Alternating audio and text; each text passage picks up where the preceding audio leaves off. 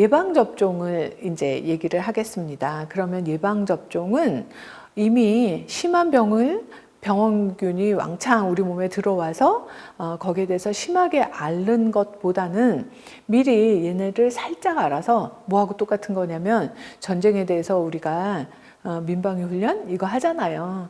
그러니까 해서 드릴을 많이 해서 우리 몸이 훈련되어 있으면 막상 그 일이 일어났을 때도 굉장히 건강하게 잘 대처할 수 있으니까 예방접종이 그렇다고 생각하시면 돼요.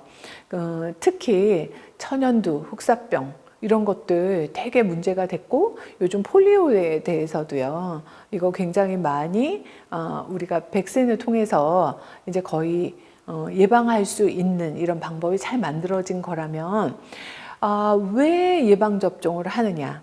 그 많은 사람한테 다 걸리는 것도 아님에도 불구하고 한번 이 병을 앓게 됐을 때 잃게 되는 손실은 개인 수준만이 아니라 국민 전체로 봤을 때도 너무 손실이 큰 거예요.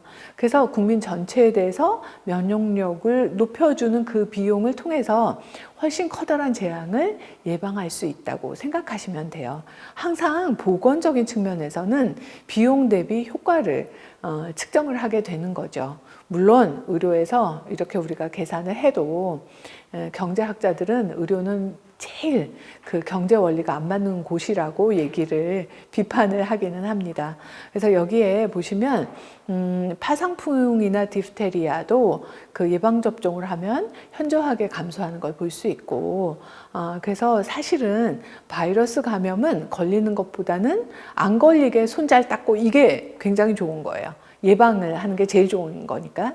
근데 그 손 잘 닦고 하는 것보다 더 적극적으로 예방하는 방법은 백신을 맞는 것인 거예요. 근데 백신이 없으면 못 맞지만 있으면 맞는 게 좋지 백신 맞는 거 나빠 이렇게 생각하시는 거는 제가 보기에는 백신을 개발할 때 이미 개발하는 사람은 많이 걱정을 하고 만들어내기 때문에 사실은 맞았을 때가 안 맞았을 때보다는 이득이 크다고 보시는 게 맞습니다. 단 하나의 예외가 있어요. 뭐냐 하면 백신을 어디에다 키우는 줄 아세요? 이제 여기에는 이미 만들어진 백신을 지금 설명하는 슬라이드이지만 백신은요 바이러스를 미리 좀 알아보게 한다고 그랬잖아요. 근데 그러면 바이러스를 우리 몸에 거의 죽인 걸 투입한다고 하면 바이러스를 많이 증식을 시켜야 되죠. 근데 바이러스는요 증식이 죽어 있는 데선 되지 않는 특성이 있습니다. 살아있는 곳에서만 증식이 되는 거예요. 그러니까 사람 살리려고 얘네를 살아있는 생체에다 투입을 해야 되는 거예요. 좀 슬프죠? 그래서 생각을 하는데 살아있는데 좀 그래도 별로 죽어있는 것처럼 보이는 살아있는 게 없을까? 하고 냉장고를 열었더니 거기 살았는데 움직이지 않는 게 있는 거예요. 선생님들 냉장고에도 있죠? 계란. 네. 그래서 계란에다가 조그맣게 구멍을 뚫어서 바이러스를 주입을 해서 인큐베이션을 하는 거예요. 물론 무정란 말고요. 진짜 병아리 될 수 있는 거. 그래서 거기에다가 그걸 키워서 걔네에서 바이러스를 정제해서 사균을 만들어서 여기 불활성화 사백신이 그거예요. 사균을. 근데 죽이지까지는 않고 굉장히 희석해서 약화시킨 거를 쓰기도 하는데 여전히 감염의 가능성이 있어서 요즘은 거의 killed vaccine, 죽인 백신만 활용하고 있습니다. 근데 그렇게 하느라고 이제 계란에서 그 백신이 될 만한 바이러스를 추출할 때 아무리 정제를 잘해도 그게 바이러스를 너무 많이 건드릴 수는 없잖아요. 비슷하게 경험을 해야 되니까. 그러다 보면 계란의 단백질이 좀 들어오겠죠? 그러니까 계란 알레르기가 있는 사람은 이게 몸에 들어가서 좀 앓으면서 우리 몸 안에 면역성이 생기기 이전에 계란 보고 놀라는 거예요. 알레르기 반응이. 이런 사람 안 맞는 게 나을 수 있다는 거 이런 거를 염두에 두시면 돼요. 자, 그래서 생균, 사균은 대충 설명을 했기 때문에 선생님들이 요즘은 거의 킬드 백신, 사균을 쓰니까 그렇게 이해하시면 되고요. 그렇지만 예방주사 맞기 전에 나는 계란 알레르기도 없고 요즘 코로나 그러니까 백신 만들어지면 빨리 맞을래 이렇게만 하시지 말고 지금 이미 다른 병이 있거나 열이 막 날 때는 그게 더 심해지게 될 수 있어요. 그래서 그 다른 예방 접종을 했을 때 이분이 특성이 어땠는지, 그리고 본인이 계란 알레르기인 거를 잘 모르는 경우도 있고, 또 이전에 예방 접종 맞고 아주 심하게 끙끙 앓아서 아유 이러느니 차라리 병을 앓고 말겠어 이러는 분이라든지, 이런 히스토리를 좀 들어보실 필요가 있어요. 그리고 이제 교육해야 되는 내용들도 있죠. 선생님들이 이제 학생들을 많이 자원봉사하면서 만날 때도 있으니까 그런 얘기를 제가 여기다 써놨습니다. 미리 확인할 사항. 그러고 나서는 사실은요, 예방접종을 한꺼번에 여러 개를 맞아도 돼? 맞아도 돼요. 그래서 아기 요만한 몸뚱이에다 우리 한꺼번에 주사 놓거든요.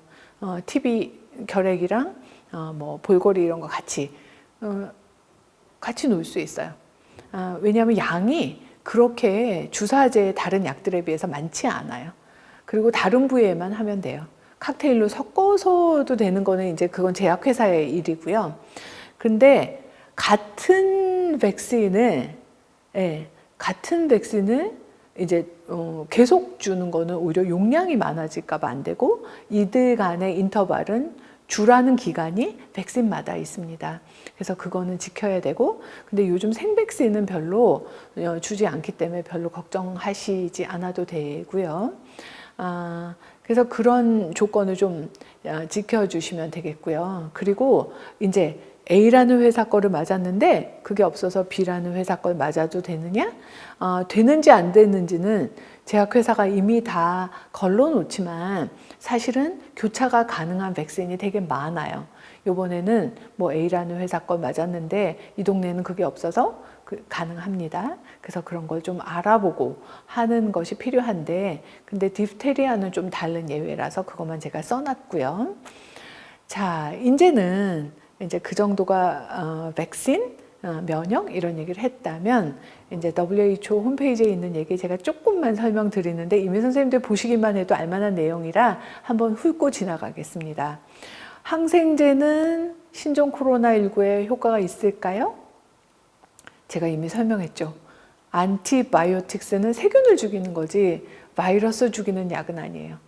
그런데 바이러스 감염에도 때로는 항생제를 쓰기도 해요. 세균을 죽이는 약을. 왜냐하면 바이러스가 감염돼서 면역성이 너무 떨어지면 나중에는 몸에 원래 있던 균들이 또 세균 감염을, 2차 감염을 일으켜요. 그때에는 세균 죽이는 약을 쓰기는 하지만 그 항생제를, 세균 죽이는 약을 미리 썼다고 해서 코로나19를 예방하거나 이걸 치료하는 데 도움이 되는 건 절대로 아니라는 걸 선생님들이 아실 필요가 있어요. 자, 그 다음에 왠지 뜨거우면 우리나라 감기, 독감에 저기 콩나물에다 고춧가루 뿌려서 먹어라 이런 얘기 있어서 우리만 그런 줄 알았더니 WHO 홈페이지에도 이런 게 있는 거예요. 그래서 국이나 음식에다가 이런 거 매운 거 고춧가루 이런 거 먹으면 이게 코로나19를 예방해? 답은 아시죠? 예방 안 되죠. 치료도 안 되고. 네, 그냥 뜨뜻한 게 맛있으면 드시는 거예요. 네, 다음은 마늘인데요. 사실은 마늘은 동양에서 많이 쓰다가 이제 서양 사람들도 많이 먹는 거죠. 근데 그래도 마늘이 그 냄새 나는 그 부분이 굉장히 활성화되어 있는, 사실은 건강 기능성이 좀 있다고 예측이 되는 부분이기는 합니다. 그래서 제가 자랑은 하는데 문제는 뭐냐면 사실은 유럽 사람들, 서양 사람들은 그 생마늘의 그 냄새는 못 견디겠다. 나는 그걸로 얻는 이득을 포기하겠다. 그 냄새를 견디느니 이런 얘기를 하기도 합니다만, 이제 마늘이 어느 정도는 면역에 좋다는 얘기를 좀 들은 거죠.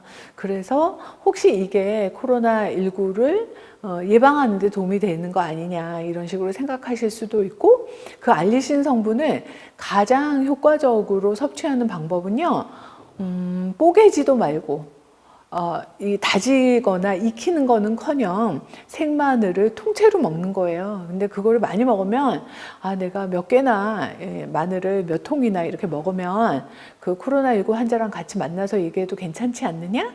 괜찮지 않지 않아요.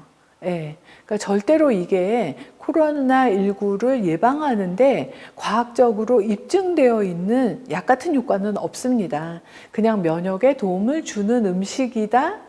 근데 뭐에 확실하게 도움인지는 잘 모르지만 보편적인 면역이라고 이해하시는 게 더 맞아요. 그래서 이게 도움이 된다라고 말씀드릴 수는 없다는 거. 네, 그 다음에는 실제로 지금 그러면 코로나19를 예방하거나 코로나19에 걸린 사람을 치료하거나 여기에 도움이 되는 약을 인가해 준 게 있느냐? 나라에 따라서는 미국에서도 람데시비르를 WHO는 아니고 미국의 FDA가 승인했어요. 그리고 미국의 뭐 대통령도 치료를 이걸로 했죠. 우리나라도 승인을 해서 그러니까 치료제로 쓰는 걸 승인은 했으되 WHO는 승인 사항이 아닙니다. 그래서 그걸 염두에 두셔야 되고요. 그 다음에 중국이 한 달도 더 된 것 같은데 그 백신 만들었다 선언했어요. 근데 그게 진짜 효과가 있었으면 지금 전 세계에서 많이 벌써 쓰고 있을 텐데 아무 얘기가 없다는 거는 못 만들었다는 얘기나 마찬가지일 수 있을 것 같아요. 그래서 어쨌거나 오늘 상황에서 강의를 뭐 한 반년 뒤에 들으시면 그때는 꼭 만들어져 있어야 되죠. 근데 지금 현재 만들어서 WHO에서 인가를 받은 약은 없다고 이해하시는 게 맞습니다. 그리고 예를 들면 여기 지금 술 모양도 보이고 소독용 알코올을 그려놓은 건데요. 이런 거를 마시거나 또 피부에다가 도포를 하거나 이러면 코로나19가 낫느냐. 이게 웬걸 또 어느 나라의 대통령이 이런 말을 해가지고 일반인들이 또 그러면 되는 줄 아는 거죠. 근데 절대로 그렇지 않다는 거. 오히려 위험할 수 있다는 거예요. 더군다나 소독용 알코올을 먹게 되면 이거는 아주 치명적인 혈액계 문제를 초래할 수 있어서 굉장히 위험한 일입니다. 그리고 또 신체에 다른 소독제를 뿌리는 게 도움이 되느냐. 소독수는요, 그냥 기구로 소독하는 거예요. 차염소산 나트륨 이런 거 일대천으로 희석해서 쓰는 것들 얘기하는데 절대로 그렇게 기구를 닦는 거지 사람의 몸을 닦으라는 거 아니니까 위험하다는 거를 세탁기 처음 만들어졌을 때 아기를 세탁기에 넣으면 되냐고 묻는 사람 있다는 얘기 들었는데 너무 말도 안 되는 얘기라 선생님들 이것도 기억하셔야 될 필요가 있습니다. 그래서 이 정도가 이제 제가 선생님들한테 글쎄요, 치료라고 할까요? 또 적극적인 의료적인 예방법, 코로나에 대한 얘기를 나눈 것입니다. 선생님들이 업무 하시는데 좀 참고가 되셨으면 좋겠다는 생각합니다. 감사합니다.